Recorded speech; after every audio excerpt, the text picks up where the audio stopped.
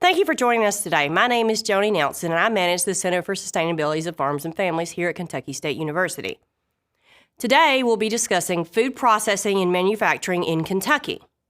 What you want to start off with is trying to figure out, where do you start exactly? Some of the things to think about is types of products, your recipes, your cost, what costs are associated with what you're wanting to produce, your marketing strategy. Are you going to be selling online, farmers markets, roadside markets? This is a limiting factor in the types of processing strategies that you want to use. What trainings are you going to need? What rules and regulations do you need to follow? Let's talk about the types of products that you want to process.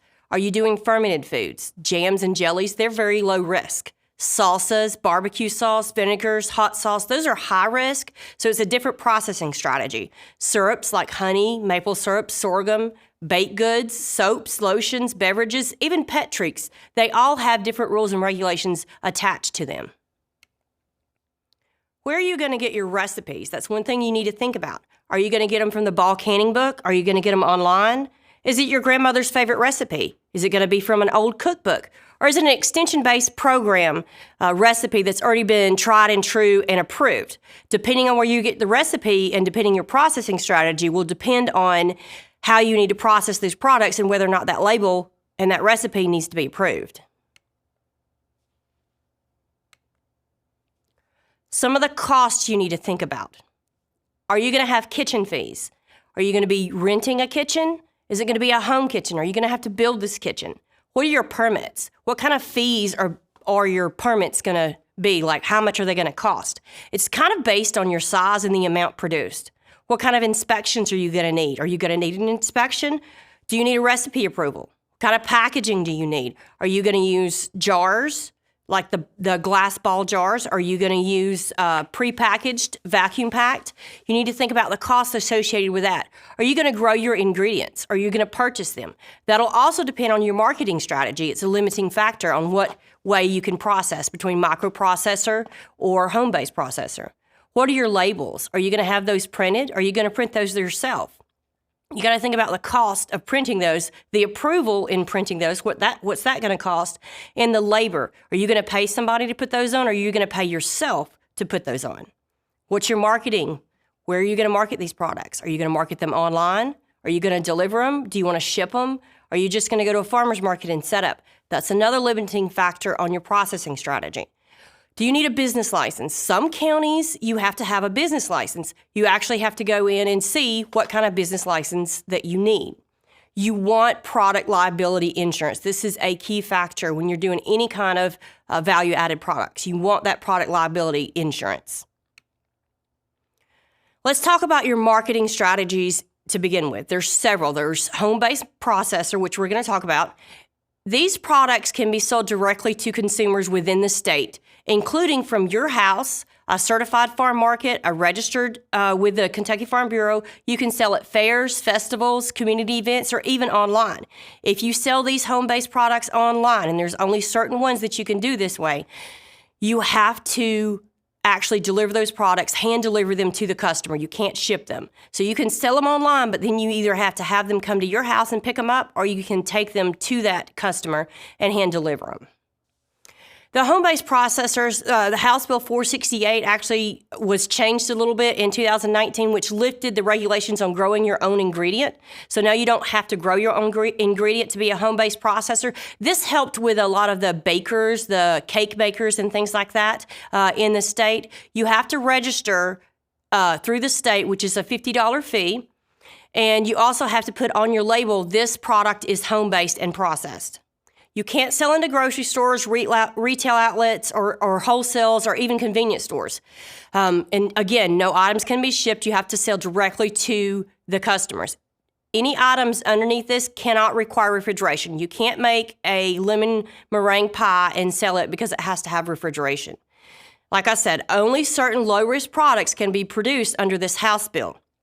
And there's a list of products that you can get from the food safety branch. We're going to go over a little bit of that list today. And you have to have gross annual sales under $60,000. You can contact Lewis Ramsey for more questions about the home-based processing laws.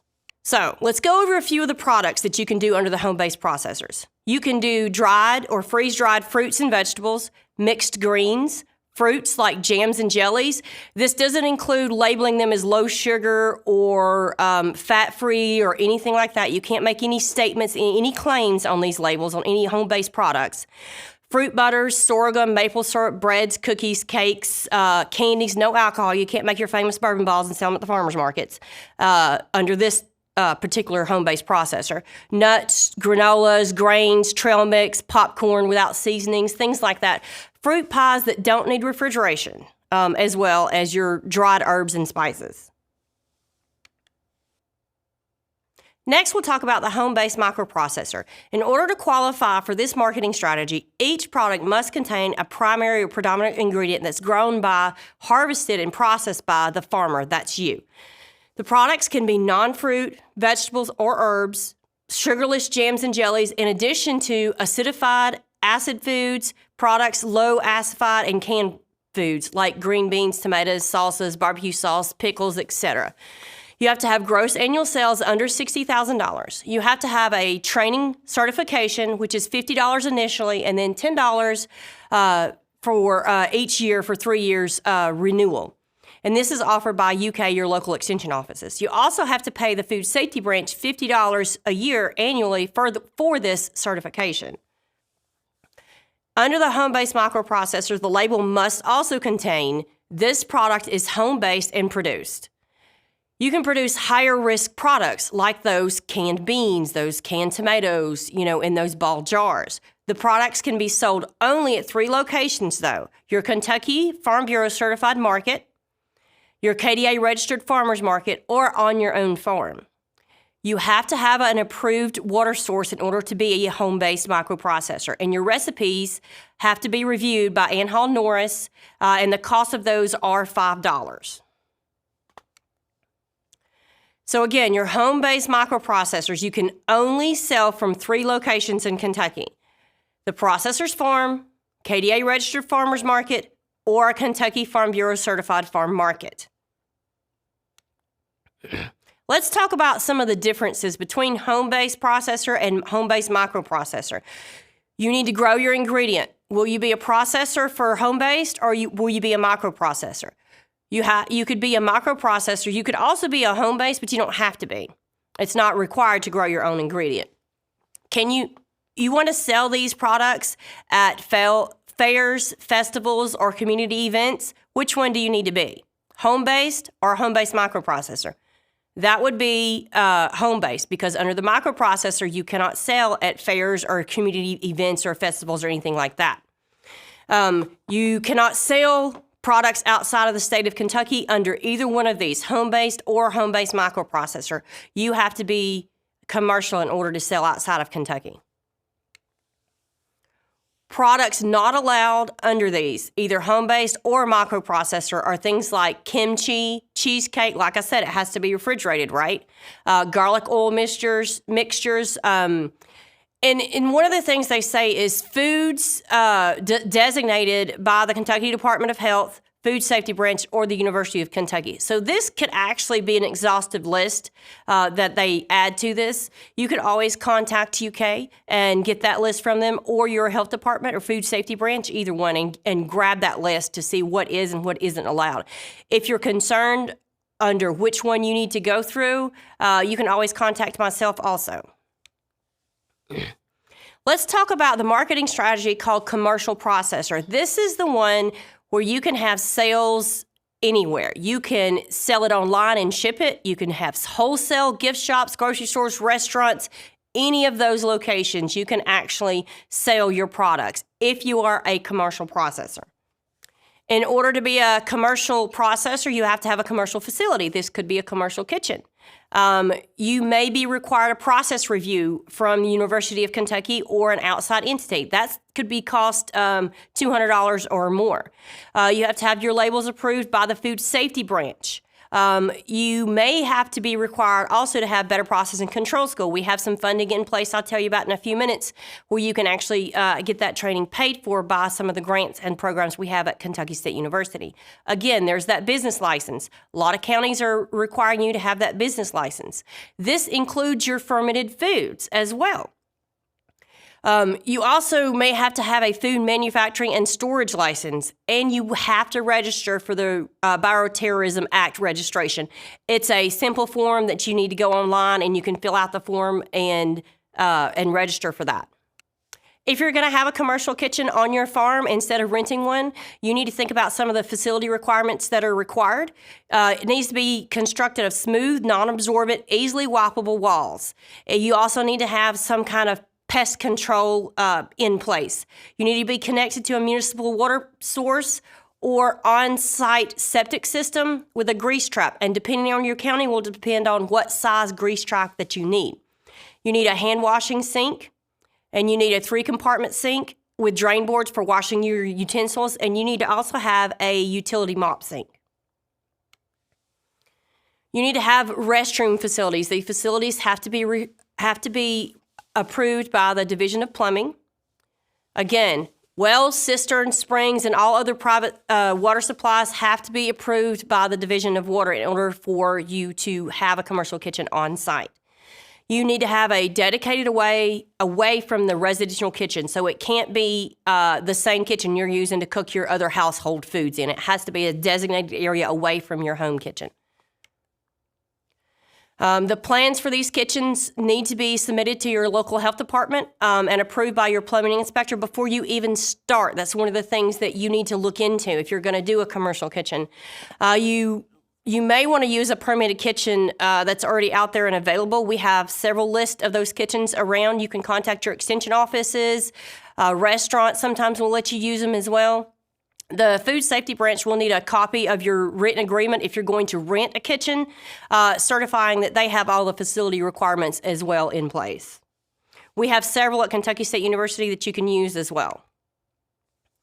For your labeling requirements, this is for your commercial labels. You have to have fewer than 100 full-time employees, which most of our small farmers have that. And you also have to do fewer than 100,000 units. That's a lot of units if you think about it, in order to get this exemption. Now, one of the things is this exemption does not apply to anything that you bear a nutrition claim, like if it's low sugar, low fat, something like that. This exemption does not require for you, is not for you. You need to go through and get a process review. Many retailers also require nutrition facts panels in order to sell to their stores. So you don't necessarily have to have a nutrition fact panel, but some stores like Kroger actually require that anyway.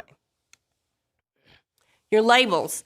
One of the things you have to think about on your labels, whether you're home-based microprocessor, or commercial, is you need to take fact of the 9 allergens. There used to be 8, but there are 9 now. Milk, eggs, wheat, soybean products, peanuts, tree nuts, fish, shellfish, and the newest one is sesame. That's another one that you have to think about. If you have anything with sesame in it, you have to actually put that on your label. All packaged foods must have product labels that have been reviewed by the Food Safety Branch. You can contact Leslie Cobb. She actually reviews these labels. And again, not all products require the nutrition panel, but for regulation requirements, some stores actually require those. You're on your labels. You're thinking, what do I do? How do I know what to put on my label? This is a very good example of a label here by Lucky Clover Farm. You need the statement of identity, your net quantity of contents. And if you look at this label, you can see that it's in net weight in ounces and grams as well. You need your name, address, and your manufacturer or distributor, which is you. You could consider using a Julian code for recall purposes, because if you're making 100 of these at one time, you want to know when you made them in case something happened, like glass got into it or something like that, so you can call it back and you can know where those were taken to. All font has to be no smaller than 6-point font. You can see that's actually kind of small on here. You can kind of see. You can see on here, this is actually 6-point font. So nothing smaller than that. I don't know about you, but I can't read that from here. So that's pretty small. You don't want anything smaller than that on your labels. This is another good example. You've got your statement of identity, you've got your ingredients, you've got your net weight in ounces and in grams. Let's talk about some of the other products that you may be interested in making that don't fall underneath any of the home-based or micro-based processors. Your pet treats. All animal foods, if you want to make pet treats, are regulated by the University of Kentucky's Division of Regulatory Services, and you can contact them by this number on the page, the 859-257-2785, or you can go to their website and look up some of the rules and regulations for your pet treats. When you're doing pet treats, all commercial animal feeds, this includes pet treats and pet foods, must be registered with the division prior to the sale of any product in Kentucky. You must register and submit a packet which includes a completed application, a copy of each product label, which can be an actual label or a legible copy, and then you have to pay $50 for each product that's sold in 10-pound packages or less. That's for pet treats. As for cosmetics, you need to register with the Kentucky Food Safety Branch to sell and produce any lotions, oils, lip balms, anything that actually goes on the skin. You actually have to go through the Food Safety Branch here in Frankfort. Your ingredients should be listed on all cosmetics, the items, and to inform of any allergens or potential allergens. All cosmetics must be labeled according to the Food and Drug Cosmetics Act, which you can find by contacting the Kentucky Food Safety Branch about the labels and how to review those labels as well. This is not for soaps. This is mainly lotions and anything that actually goes on the skin that is actually absorbed into the skin. One thing to note is if you're using raw goat milk, a lot of people make raw goat milk lotions and soaps and things like that. Every single item that you make, every batch that you make, you have to send one product off for review, every batch. And you have to have all these analysis and information put on there. There's a lot of risk associated with goat milk products, so most manufacturers actually substitute this product with an approved powdered product. I mentioned some commercial kitchens that we have. We have the Fruit and Vegetable Mobile Processing Unit here at Kentucky State University that you can rent out. It's $40 for a half a day and $80 for a full day. You can contact Tom Trivet if you're interested in renting that. We also have a commercial facility at our farm to help people develop their product and go through all of the processing laws and rules and regulations. We can bring you in as what I call my guinea pig, and we can go through all the entire process to get you into commercial processing here at Kentucky State University. Let's look at rules and regulations one more time. Look at your facility requirements. That's one thing that you need to do. You can see the Kentucky Manufacturing Guide for that. What permits and registrations do you need? Your commercial food manufacturing permit, prepackaged food retail sales permit, food storage warehouse permit, home-based processor or home-based microprocessor registrations, and that business license. Some resources that I talked about, the Kentucky State University has a small farm grant program that can help you with equipment and can also help you with some of those educational requirements that I mentioned that can help pay for some of those registrations. The Kentucky Center for Agriculture and Rural Development, they have free business planning and grant facilitation. You can contact them for that. The County Agriculture Investment Program, your CAPE cost share program in your county, you can contact your county extension agent to get more information on that, or you can look up the Kentucky Department of Agriculture's website and find that. Again, on the Kentucky Department of Agriculture's website has got a Kentucky Proud program. If you're not Kentucky Proud, I suggest that you actually look into this program. It's a really great program. They also have a POP grant that you can get to kind of help you get some of those labels and some of those costs associated with that. The Kentucky Farm Bureau Certified Farm Market, I mentioned that several times through there. You can go through them to actually figure out what it takes to get certified as a farm market at your farm. The Food Systems Innovation Center, that's where you get a lot of your trainings. They do a lot of those trainings there. Farmers Market Resource Guide, that is a great guide. It's got the majority of everything that I spoke about today and even includes eggs and things like that that you may want to sell that I may have missed in that. Commercial Manufacturing Guide, that's another one to look into. And your home-based processors. This is home-based processor and microprocessor. This is the link to all of that information that I talked about. And you can contact me and I can get you all this information as well. The Center for Crop Diversification, you can get price reports and market reports, off-season marketing strategies from them. They have a lot of videos out on YouTube also that you can watch about how to market and what to do. And they also have a lot of prices. If you don't know how to sell your product or what to sell your product for, you can look on there and get some information there. The Market Ready program is a great program to get you ready and into that commercial market, into that Kroger. And if you go through that program, you can do some Meet the Buyer programs as well. Again, the Kentucky Department of Agriculture Marketing Program, their Kentucky Proud program, that is an awesome program. For more information, if you have any questions, you can contact myself at 502-783-6814. Ann Hall Norris, she's the one that you send your labels to. She can help you. The Kentucky Department of Agriculture, Sharon Spencer, she is a go-to information for all. For the director, the farm marketing at KDA, she's another one that you can actually go to and get a lot of information from to sell your products, whether it's the farmers markets or kind of where you're going to sell your products at. And at this time, we'll go ahead and ask if anybody has any questions. I'll be around to answer any of your questions.